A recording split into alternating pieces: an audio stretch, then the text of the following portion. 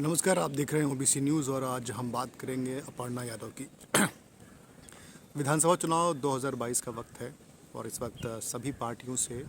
एक दूसरी पार्टियों में आने जाने का मौसम है। तो इस वक्त जो सबसे मशहूर सेलिब्रिटी और सबसे ताज़ा जो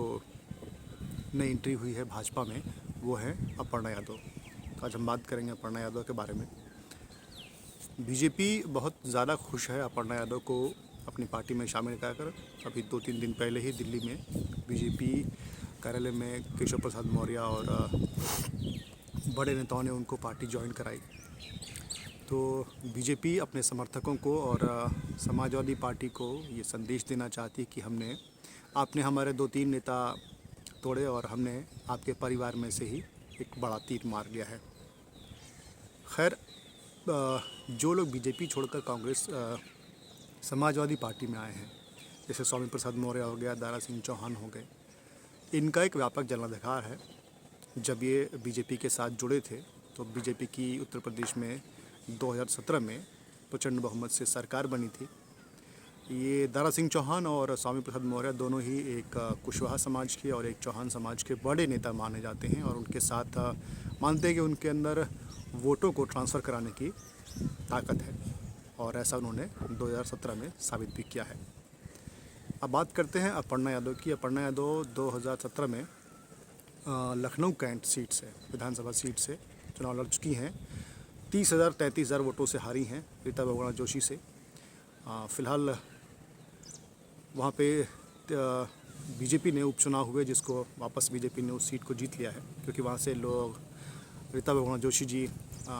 2019 में लोकसभा चुनाव इलाहाबाद से लड़कर जीत चुकी हैं और वो सीट खाली थी। तो अब जितनी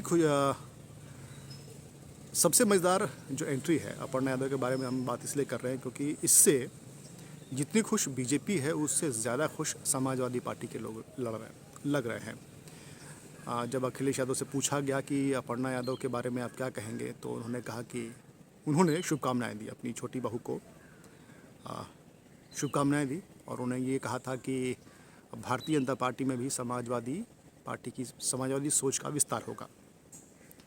और उन्होंने ये भी कहा था कि नेताजी ने उन्हें बहुत समझाने की कोशिश की थी, लेकिन वो नहीं मानी। खैर, इससे बीजेपी जो है इसे सिंबॉलिक आप जीत मान सकते हैं। बीजेपी हर मौके पर, हर मंच पे अपर्णा यादव का जो इस्तेमाल करेगी और उसे ये दिखाने के लिए रहेगा कि हमने परिवार से एक बड़ा चेहरा तोड़ा है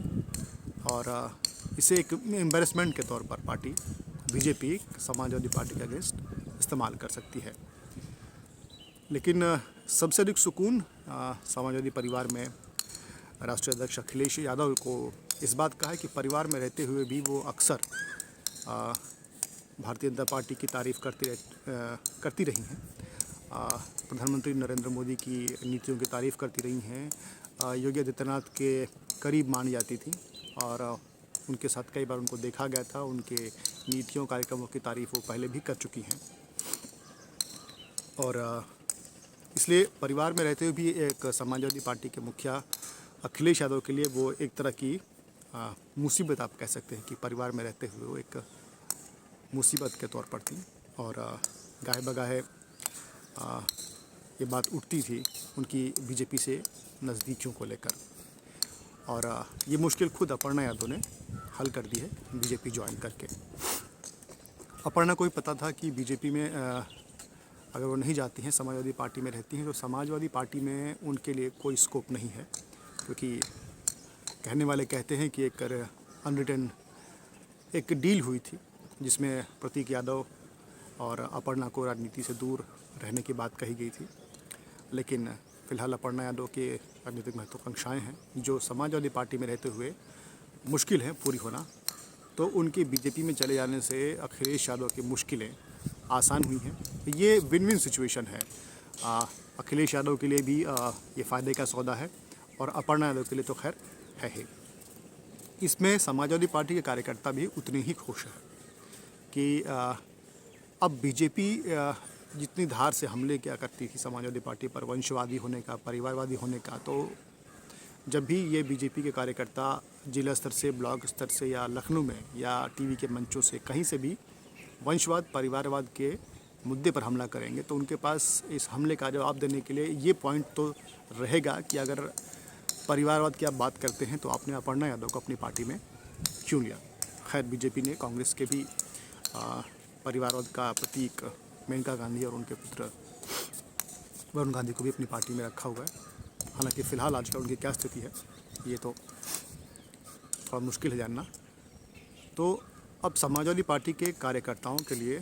थोड़ी सी राहत भरी खबर है कि वो अब बीजेपी के इस हमले का कम से कम जवाब दे पाएंगे कि अगर ऐसा ही वंशवाद है, परिवारवाद है, तो आपने इनको पार्टी में क्यों लिया। दूसरा, समाजवादी पार्टी के लोगों के लिए, कार्यकर्ताओं के लिए भी एक थोड़ी सी मुझे लगता है कि राह आसान हो गई होगी, क्योंकि अगर वो समाजवादी पार्टी से नाखुश हैं या कुछ और किसी और पार्टी को ज्वाइन करना चाहते हैं, जैसे बीजेपी को ही ज्वाइन करना चाहते हैं, तो जिन मुद्दों पर वो लड़ते रहे हैं कि बीजेपी सांप्रदायिक सोच वाली पार्टी है, हमें सांप्रदायिकता के ख़िलाफ़ लड़ना है, बीजेपी को रोकना है, वो ऐसी बातें करते रहे हैं। अब अगर उन्हें बीजेपी में जाना होगा तो वो अपने समर्थकों, अपने प्रशंसकों के बीच में उन्हें कम से कम वो शर्मिंदगी नहीं उठानी पड़ेगी कि आप जिस सांप्रदायिक पार्टी से लड़ने की बातें करते थे, आप उसी पार्टी का दामन थाम रहे हैं। कम से कम उनके लिए अब अपर्णा यादव ने वो राह आसान कर दी और मुश्किल आसान कर दी है, क्योंकि समाजवादी पार्टी का नेतृत्व, शीर्ष नेतृत्व है, चाहे नेताजी हों, नेताजी का परिवार हो या कोई भी, अब कम से कम उन पर ये क्वेश्चन नहीं कर पाया कि ऐसा क्यों, आप बीजेपी में क्यों जा रहे हैं, आप कल तक तो सांप्रदायिक ताकतों से लड़ रहे थे, आज बीजेपी में क्यों। तो कम से कम नेताजी की बहू ने बीजेपी ज्वाइन करके समाजवादी पार्टी के छोटे से छोटे काडर का काम आसान कर दिया है। अब बस उन्हें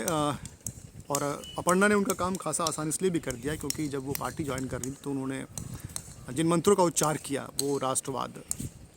राष्ट्र राष्ट्र राष्ट्र 3-4 बार उन्होंने कहा। तो मेरी तो यही सलाह होगी कि समाजवादी पार्टी के जो भी कार्यकर्ता बीजेपी में आगे जाने का विचार कर रहे होंगे या उन्हें मजबूरी में या चाहे जिस भी कारण से जाना पड़ेगा, तो उन्हें बीजेपी ज्वाइन करने के बाद बस एक वाक्य में 2 या 3 बार राष्ट्र राष्ट्र और राष्ट्र कहना है और राष्ट्र सेवा की बात करना है, राष्ट्र और राष्ट्र के लिए आए हैं। ये 2-3 बातें उन्हें एक वाक्य में 2-3 बार कहनी होंगी और फिर उनसे सड़क पर, चौराहे पर या उनके पुराने कार्यकर्ताओं से या पुरानी पार्टी के लोग, अपने समर्थक, उनसे ज़्यादा सवाल नहीं पूछेंगे, क्योंकि राष्ट्र के आगे इस देश में काफ़ी कुछ, आप एक राष्ट्र में अगर एक वाक्य में अगर 3 बार राष्ट्र राष्ट्र राष्ट्र कह देते हैं तो आपसे कई सारे सवाल जो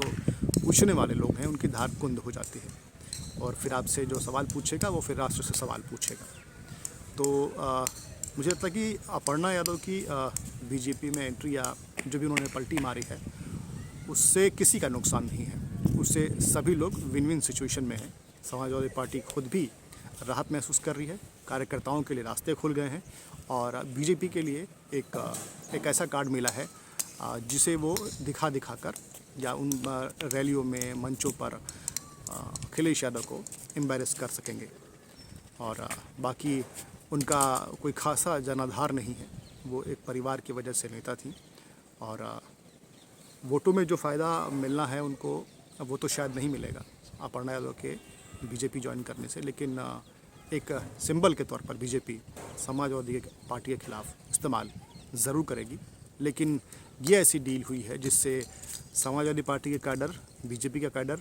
और दोनों ही पार्टियों के नेतृत्व को विन विन सिचुएशन है, सबको फ़ायदा हुआ है। तो फिलहाल इस वीडियो में इतना ही, तब तक देखते रहिए ओबीसी न्यूज़।